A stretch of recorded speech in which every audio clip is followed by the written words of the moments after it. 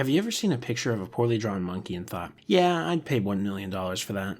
No? What if I told you that you technically wouldn't own that picture and would really just own a link to it? Sounds like too good a deal to pass up, right? Well, somehow there are people out there doing just this. NFTs have had an insane rise in popularity, going from a basically unknown aspect of crypto culture to a phenomenon in just a few short years. Seemingly coming out of nowhere, NFTs continue to dominate internet discourse. Much of the discussion surrounding NFTs is negative. Many see them as scams or some elaborate way to launder money. However, what most people know about NFTs is only the surface level. Behind all of the monkey drawings, there is a much more interesting technology. Before we do any deep diving into NFTs, we need to first clearly define what they are. The term NFT is an acronym that stands for non-fungible token. NFTs are basically the opposite of traditional cryptocurrencies like Bitcoin or Ethereum. If you have a Bitcoin, you don't have one specific Bitcoin. The individual Bitcoin you own is completely irrelevant because they are all the exact same thing. There is no distinction between specific coins. This means that they are fungible. NFTs, as the acronym implies, are non-fungible. This means that they have distinct differences and are not interchangeable. So the specific NFT you have is very important for its value. NFTs are stored in a blockchain, such as the Ethereum blockchain. They are then associated with a smart contract. A smart contract allows for an NFT to be traded with safely between two untrusted parties.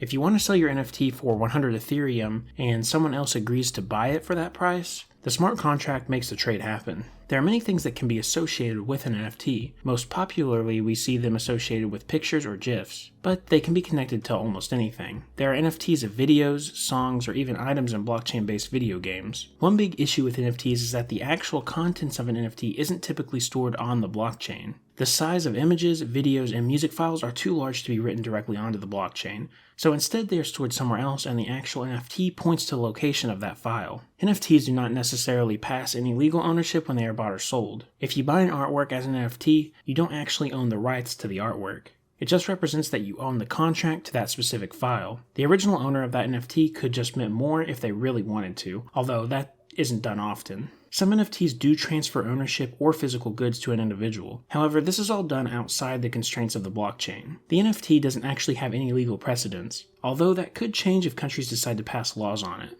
The ideas that NFTs encompass have existed even before the first NFT was ever minted. Colored coins is a concept dating back to 2012 and is often seen as the precursor for NFTs. Colored coins originated on the Bitcoin blockchain as a way to add more functionality to it. The term colored coins refers to marking a transaction of a small amount of satoshis, the smallest size that a Bitcoin can be broken down into. These transactions would have no real monetary value, but the marking would indicate that they represented something outside the value of the satoshis themselves. With special wallets, you would be able to identify what the markings represented. The concept of using blockchain technology to transfer ownership was an idea with massive potential. Because of this, many wanted to perfect it and capitalize on it. At the time, it was known as Bitcoin 2.0 because it would expand the capabilities of the blockchain so much. As this idea was expanded on, we began to see NFTs more closely resemble the ones that we see today. In May of 2014, the first NFT was created by Kevin McCoy and Anil Dash. McCoy's wife created a piece of digital art that was a short video clip. McCoy registered it on the Namecoin blockchain and sold it to Anil Dash for $4. In 2015, the idea of NFTs continued to grow. Entire projects were beginning to launch surrounding the concept, similarly to what we see today. These projects involved buying virtual land and collecting virtual trading cards. When we get into 2017, we start to really see NFTs morph into what they are today. This year would see the release of the CryptoPunks NFT collection. This collection included 10,000 algorithmically generated characters. This made each CryptoPunk unique and have a different degree of rarity. This was the first project to use this sort of generated art and would pave the way for many projects in the future. Towards the end of 2017, we would see the introduction of the first blockchain-based game, CryptoKitties. This game is based on the Ethereum blockchain and allows you to purchase virtual cats that are NFTs. These cats all have unique characteristics similar to that of the CryptoPunks. The main game aspect of CryptoKitties lies in the ability to breed any cats that you own. These cats then produce a new NFT cat that has traits passed down by its two parents. This allows people to actually earn money off their NFTs by breeding more and then selling them. While this game is very basic, it showed that there was room to do more interesting things with NFTs. 2017 would also see ERC 721 proposed and later be adopted in 2018. ERC 721 is a standard for NFTs on the Ethereum blockchain.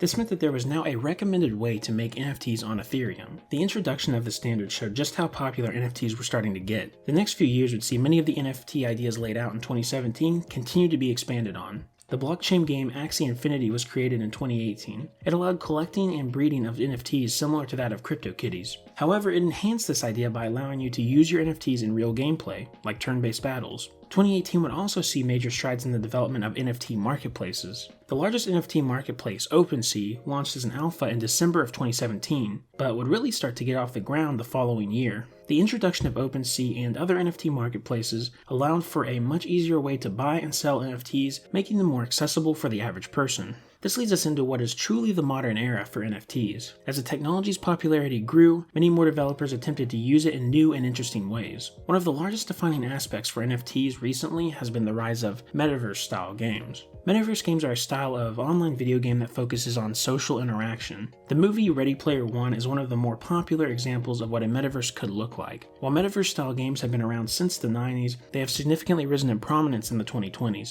This is due to the introduction of blockchain-based metaverse games. One of the earliest and most popular blockchain-based metaverse games is Decentraland. While in development since 2015, it was officially released to the public in 2020. Decentraland has its own cryptocurrency, Mana, that is built on top of the Ethereum blockchain. This currency allows you to buy or sell in-game pieces of land and other items as NFTs. Decentraland has become so popular that its currency actually has a total market cap of several $billion, making it one of the largest cryptocurrencies in 2022. Other metaverse-based projects such as The Sandbox have also achieved similar levels of success. The metaverse space has also famously attracted Facebook. In late 2021, Facebook announced that they would start to put most of their efforts towards creating a metaverse. They even went as far as to rebrand the entire company from Facebook to Meta. We have yet to see what exactly the Facebook metaverse will entail, but what we do know is that it will support NFTs. While the metaverse and blockchain gaming side of NFTs has grown massively, so has the more traditional NFT space. CryptoPunks would pioneer the algorithmically generated NFTs, and many projects would look to replicate its success. The most prominent project being Bored Ape Yacht Club. Bored Apes are some of the most popular and infamous NFTs to currently exist. The Bored Ape Yacht Club consists of 10,000 unique generated NFTs. These NFTs aren't just for show though, they also act as a membership card. This membership allows owners into online exclusive clubs and real-world events. The creators of Bored Apes also mentioned that owners would have complete intellectual rights of the NFTs that they own. The Bored Ape Yacht Club has been extremely successful with the most expensive NFTs of the collection selling for millions of dollars. This has led the Bored Ape brand to be expanded upon. They have created new NFT projects and purchased existing ones, such as the previously mentioned CryptoPunks. On top of that, they have created their own cryptocurrency called ApeCoin. They also recently raised $450 million to help them build their own NFT metaverse. NFTs have seen some massive growth recently, and this has caused many brands to jump on the hype as well. Brands like Lamborghini, Coca-Cola, and Nike have all created their own NFTs. On top of that, many other companies are purchasing real estate in different metaverses in order to have a presence there as well. We've seen how NFTs have started and what they have become. It's clear that they have evolved a lot since their inception around a decade ago. So what does the future have in store for non-fungible tokens? One of the most important things to remember is that NFTs can be used to represent anything on the blockchain. While we often see them as 2D JPEGs of monkeys or pixel art, they can really convey ownership of anything. A lot of the untapped potential of NFTs lies in using them to verify ownership of real-world items. Imagine having an NFT tied to a highly collectible item, such as an expensive watch. When you purchase a watch, you receive an NFT alongside it. It gives you an easy and quick way to prove that the watch you bought is authentic. Then when you sell it to someone else, the NFT can be transferred over to them. On top of providing a way to prove authenticity, NFTs can also give more functionality to real-world items. Imagine buying a new pair of shoes and with them you get an NFT. That NFT could give you a virtual pair of the same shoes you just bought, allowing you to use them in both the metaverse and the real world. The idea of the metaverse will almost certainly continue to play an important role in the NFT space. As it stands now, a true metaverse hasn't been created. There are tons of games claiming to be the next big metaverse experience, but none of them really live up to expectations. As time goes on, we'll see metaverse projects develop and clear winners will be decided in the space. With the rise of the metaverse, there will also be an increase in NFTs all across the gaming industry. Today, games like Fortnite allow users to purchase items using an in-game currency, so it wouldn't be that big of a stretch to make these items NFTs and provide additional functionality to them. This could include allowing them to be used in other games that support NFTs, as well as letting them be bought and sold between players. Most NFT and blockchain-based games today just aren't that fun. They may have some redeeming qualities, but they always feel like they are more focused on the technology rather than actually making a good game. Future blockchain games need to focus on being a good game first and using the technology to add to the experience. Large gaming companies like Square Enix have mentioned that they will be entering into the space, so time will tell if they are looking for a quick cash grab or if they actually want to make something interesting. The Bored Apes and CryptoPunks of today will likely survive into the future as well. Today they are the most recognizable type of NFTs, but that will probably change as time goes on.